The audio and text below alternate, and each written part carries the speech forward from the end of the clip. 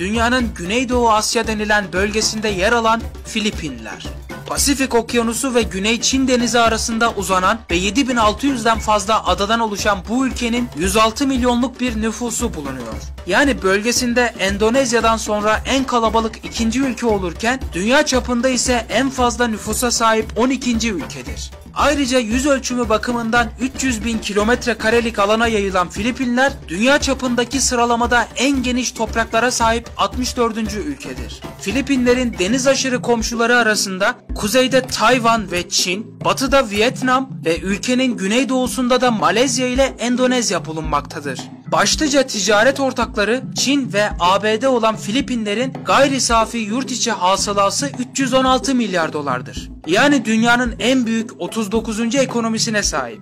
Ülkede her bir vatandaşın kişi başına düşen yıllık kazancı 3000 dolar civarında olsa da ülke nüfusunun %41'i yoksulluk sınırı altında yaşamaktadır. Bu nedenle ekonomik koşullarını iyileştirmek isteyen halk ülkesi yerine yurt dışında çalışmayı tercih ediyor. Öyle ki şu anda 14 milyon Filipin vatandaşı dünyanın diğer yerlerinde yaşamlarını sürdürüyor. Ülke her ne kadar ekonomik anlamda bir ivme yakalamış olsa da bugün hala doğal felaketlerin getirdiği yıkımlarla mücadele etmektedir. Özellikle geçtiğimiz yıllarda meydana gelen ve dünya üzerinde yaşanmış en yüksek rüzgar gücüne sahip olan Haiyan tayfunu ülkeye adeta kıyameti yaşatmıştır. Ancak her yıl ortalama 20 kez tropik tayfun saldırısına maruz kalan Filipinlerin şu ana kadarki en güçlü fırtınası da 7 Kasım 2013 tarihinde gerçekleşen yine aynı tayfundur. Ancak genel olarak sıcak havaların yaşandığı tropikal iklime sahip olan Filipinler canlı çeşitliliği açısından da oldukça zengin bir ülke.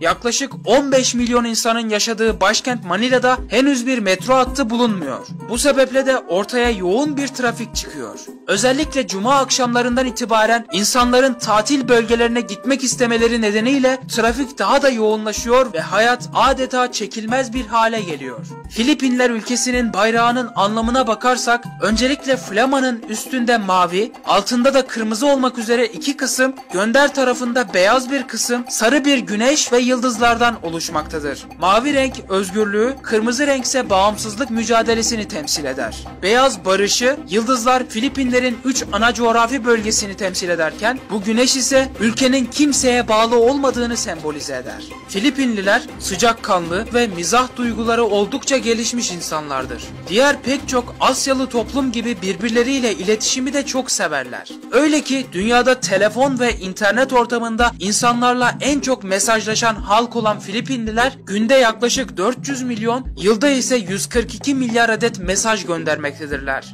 Bu sayı Amerika Birleşik Devletleri'nde gönderilen tüm kısa mesajların toplamından bile daha fazladır. Ayrıca Filipinli insanlar genellikle sakin bir yapıya sahiptirler ve çok duygusal kişilikleri vardır. Hatta dünya çapında yapılan bir ankette gezegenin en duygusal ülkesinin Filipinler olduğu saptanmıştır. Ülkede günde ortalama 20 deprem gerçekleşiyor. Fakat çoğu insan bu yaşanan sarsıntılara alışmış olduğu için umursamamaktadır. Ayrıca bunun yanında dünyanın en aktif yanardağlarından bazıları Filipinler'de bulunur. Örnek olarak Pinatubo Yanardağı. Filipinlerin Luzon adasının merkezinde yer alan aktif bir yanardağdır.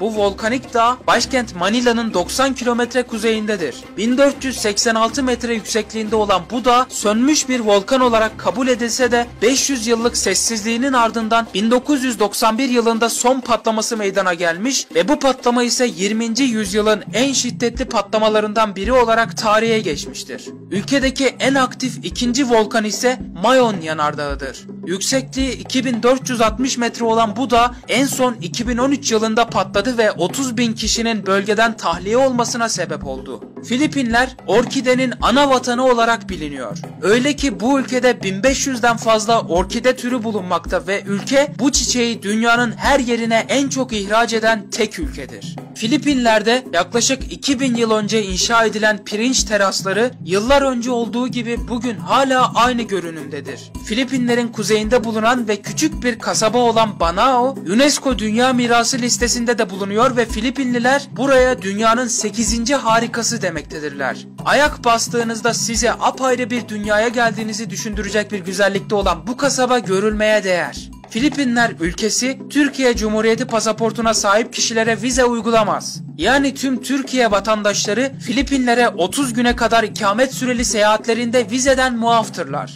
Her tür yabancı turist için güzellikler ve keyifler sunan Filipinler dünyanın en ucuz turizm merkezlerindendir. Hatta başkent Manila 136 şehrin katıldığı pahalılık endeksinde en ucuz 11. şehir konumunda bulunmaktadır. Bu sıralamada en ucuz kentin Nepal'in Pokhara şehri olduğu, en pahalı şehrin ise İsviçre'nin Zürih kenti olduğu görülüyor. Sadece Filipinlilerin kullandığı Jeepney adı verilen bu minibüsler ülkede günlük yaşamın ayrılmaz bir parçasıdır. Esasen jipten bozma bir araba denilebilecek bu araçlar rengarenk boyanmış, resimlenmiş ve şehirlerin hemen her noktasına kolaylıkla ulaşabilmelerini sağlayan bir dayanıklılığa sahiptirler. Yaklaşık 18 ayrı kişi taşıyabilen bu jipneylerden başkent Manila'da 50.000'den fazla bulunuyor ve ülkenin sembolü haline gelmiş bir araç oldukları için halk yoğun ilgi gösteriyor.